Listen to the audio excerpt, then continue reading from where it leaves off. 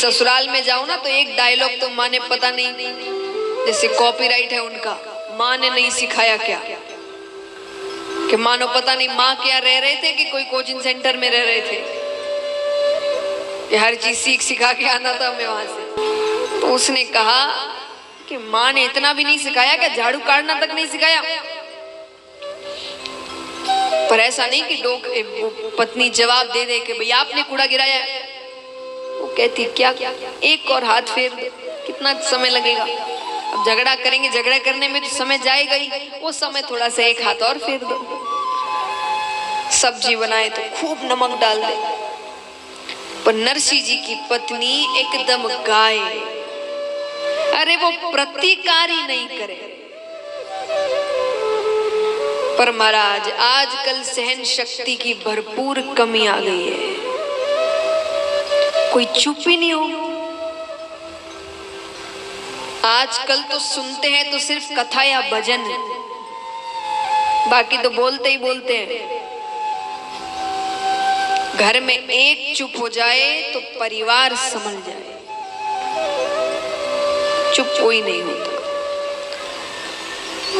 और क्या सोचकर नहीं होते कि हम चुप हो गए तो हमको वो छोटा समझेंगे, हमको वो कमजोर समझेंगे। अरे वो कौन होते समझने वाले, वो दुनिया चला रहे हैं क्या,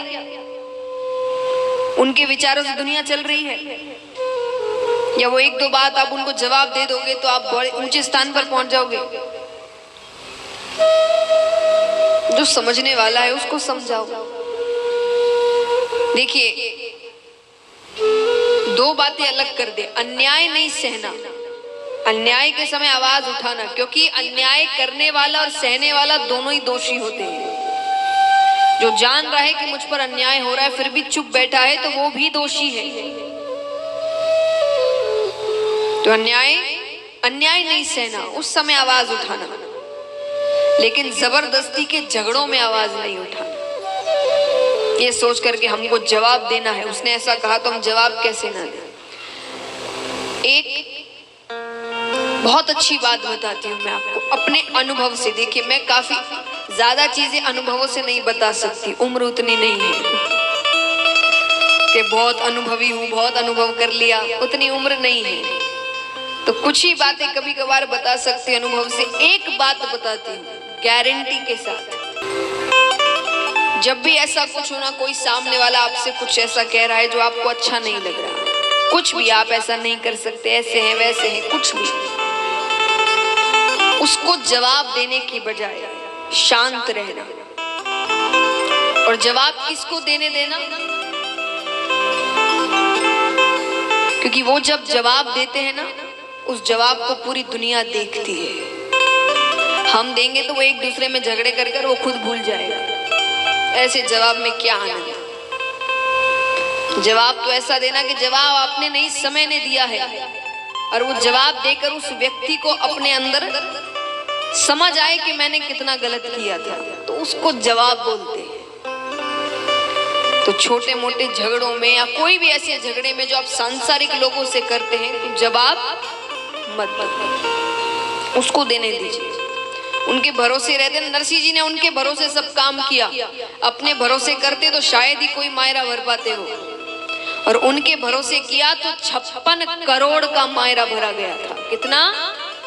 और ये किस समय? 500-600 साल पुरानी घटना, उस समय 56 करोड़ का मायरा। सोचिए ऐसा समय, जब मैं आपको बता रही हूँ कि 10 रुपए भी बहुत बड़ी बात थी, उस समय भगवान ने करोड़ों का मायरा भरा था।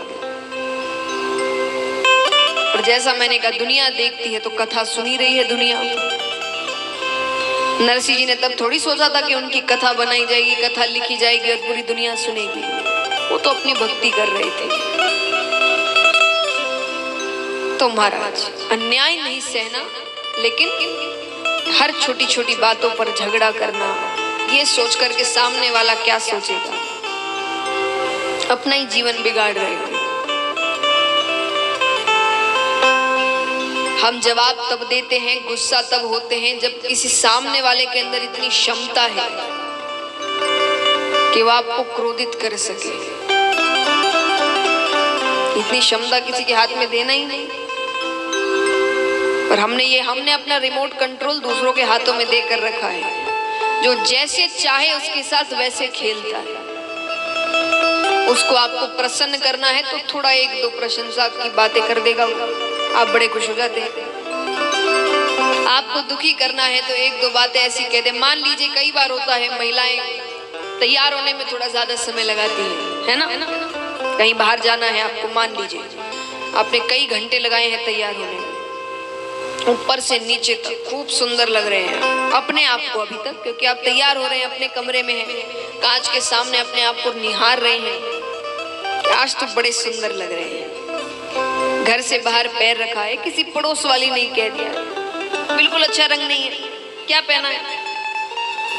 वो इतने घंटे की मेहनत, इतने घंटे की खुशी, खुद को निहारना वो 1 मिनट में खत्म हो जाता है। फिर खुद को लगने लगता है शायद सही में अच्छा रंग नहीं है। क्यों? आपको अच्छा लगा ना, आप प्रसन्न है ना, किसी को अच्छा लगे ना लगे आपको क्या करना है।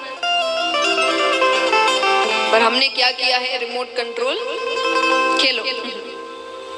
किसी को गुस्सा दिलाना है, एक दो बातें कहेगा और हम क्रोधित हो जाते हैं, 10 बातें कह देते हैं। ये अच्छी बात है, अपने ऊपर इतना सा कंट्रोल नहीं है हमारा। उसी को सहन शक्ति कहते हैं। सहन शक्ति मतलब ये नहीं कि अन्याय सहना, हम जो बुजुर्ग लोग हैं अन्याय सहने को सहन शक्ति कहते हैं, नहीं। अन्याय तो ना पहले सहना, ना अब सहना, ना भविष्य में सहना, लेकिन सहन शक्ति होनी चाहिए। नरसी जी की पत्नी कुछ नहीं कहती है। अब एक दिन भौजाई का मूड थोड़ा सा खराब था, तो नरसी जी जब मूड खराब होता है ना तो किसी ना किसी पर तो गुस्सा उतरता है, क्योंकि जिस पर उतारना चाहिए उस पर उतर नहीं सकता। तो किसी पति पत्नी का झगड़ा हो जाए तो गुस्सा किस पे उतरता है, बच्चों पे, है ना? लेकिन एक बात हमेशा याद रखिएगा, किसी बेगुनाह को जिसकी गलती नहीं है उसको एक थप्पड़ भी गलत मारोगे ना, वो घूम कर आएगा आपके पास।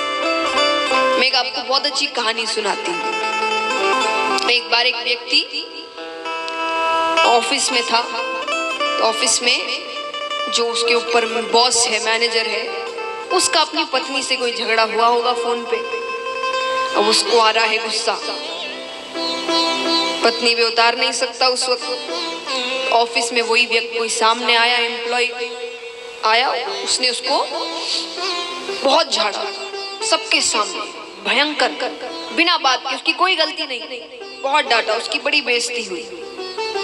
अब वो बॉस को कुछ नहीं कह सकता, बॉस को कुछ नहीं कह सकता, तो वो घर पहुंचा। घर पहुंच के उसने पत्नी को बहुत डांटा, बिना मतलब, बहुत चिल्लाने लगा।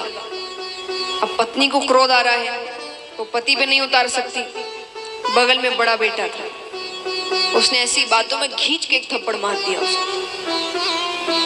अब बड़े बेटे को गुस्सा आ रहा है, वो किस पे उतारे? छोटा बच्चा खेल रहा था नीचे, उसका छोटा भाई, उसने खेल खेल में उसको एक थप्पड़ मार दिया। अब वो बच्चा ना तो पिता पे गुस्सा उतार सकता है, ना माता पे, ना बड़े भाई पे। वो घर से बाहर निकलता है, सामने एक कुत्ता जा रहा था, उसने उसको एक लात मार दी। लात मारने के कारण वो कुत्ता दौड़ते दौड़ते मेन रास्ते पर जाता है, सामने से एक व्यक्ति जा रहा था, उसने व्यक्ति को जाकर काट लिया। वो व्यक्ति वही था जिसने अपने एम्प्लॉय पर चिल्लाया।